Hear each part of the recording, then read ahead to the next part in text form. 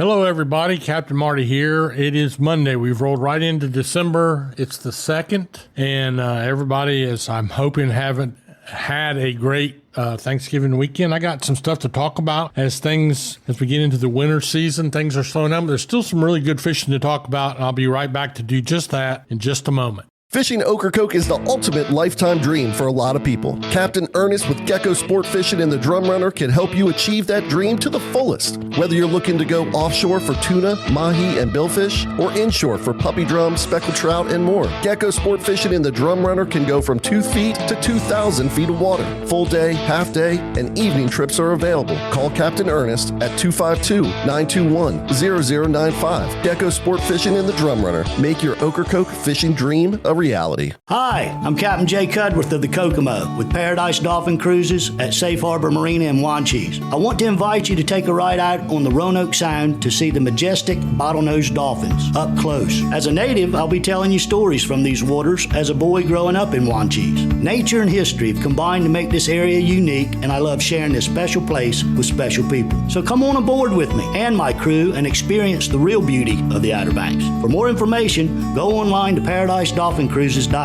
Again, this is Captain Jay. I look forward to seeing you soon. All right, so we always start out with the offshore fishing, and it is slowing down a little bit, mainly because there's less effort, less charters this time of year, and Thanksgiving week is always a tough time for the commercial guys as well. But they'll get back into business now. There's still king mackerel fishing going on in Hatteras. Every once in a while, a charter on live bait will catch them. And this is plenty good time of the year for the king mackerel for the commercial guys. A little different way of doing it, but it used to be one of my favorite kinds of fishing at the end of the season. No charters, just me and the captain, or when I was a captain, it'd be me and the mate. And we go pulling planers on electric reels and catching those slimies, as they're called. But it's a lot of fun. Good way to put something on to your shoulder season and kind of extend that out a little bit. Now, the things are slowing down in Hatteras. Now, I don't hear much about the blackfin tuna. And as far as Oregon Inlet, some of the same type of deal. I did not find anybody that went Thursday, Friday, or Saturday offshore. I did find people that went yesterday. They found really good conditions east of the inlet. It was just what they wanted, water temperature-wise, water color-wise. A pretty blended blue-green water, and conditions that should have been full of at least blackfin tuna, but there was just a few caught, not many to it, and no yellowfins that I could find. So I don't know what that means or what that's all about, but I do know that the bluefin tuna is what's on everybody's mind right now, and here's why. We have in January, February, March, we have those big giant bluefin offshore. But this time of year, we get some schooling bluefin tuna. We've already had them at Virginia Beach or Rudy Inlet all through last week. They had some up there. And they also have some down off Morehead City.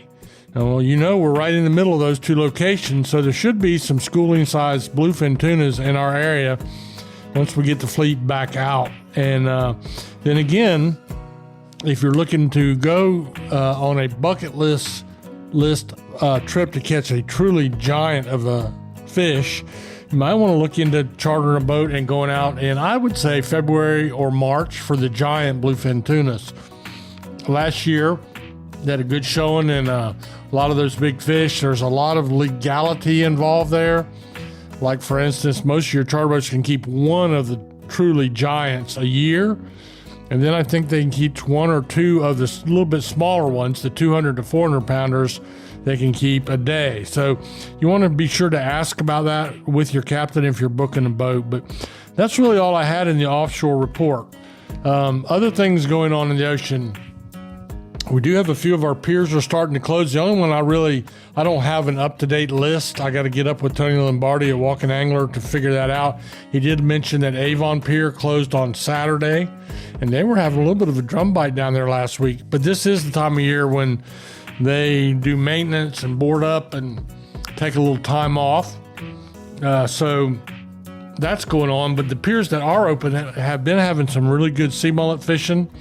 There's been a few puppy drum, There's been a few run-ins with yearling drum, and there's also been a few ocean rockfish. But again, all that is going to shut down probably in the next week to 2 weeks, all the pier fishing.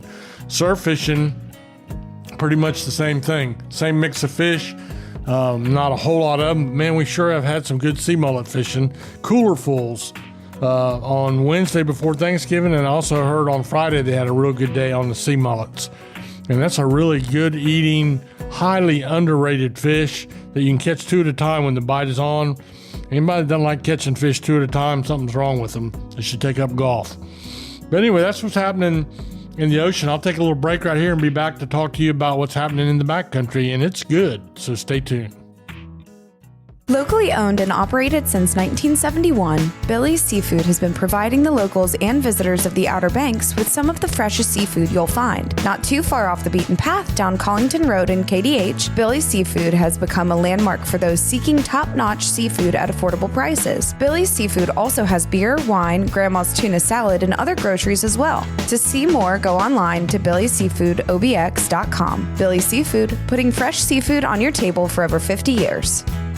In the backcountry, you've got a few things going on. There are some rockfish or stripers in the Sound in the Man's Harbor area, but that is catch and release fishing as far as I know.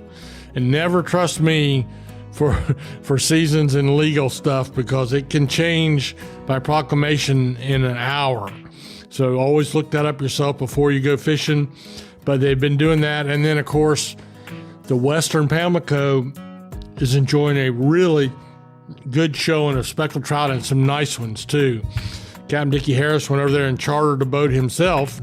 Dickie captains the Fantastic out of Oregon Inlet, and I think this is his 4th trip over there with the guide boat, and he caught, his biggest was 6 pounds. That's, for most people, that's a once in a lifetime speckled trout, but they did really, really good, and they're not alone. A lot of people are headed that way and going from, I would kind of say, maybe Swan Quarter west over to Belhaven, and then further on down the Sound. There's a few puppy drums in the catches as well, but the trout bite is as good as it gets right now, so keep that in mind. And I'll probably get shot for saying that, but it's the Sound is big and there's plenty of room, so go fishing. And then the last thing I have on the list for today is the duck season. The first duck season went out Saturday at dark, and will open again in a couple weeks, and that's a relief for me, because I'm a deer hunter. I don't duck hunt or do any other kind of hunting. But buddy, there are a lot of duck impoundments in Hyde County, really good for the economy, and the duck hunters, it's their time, and it sounded like I was in the Nam there. I was waiting for helicopters to start coming in at any moment.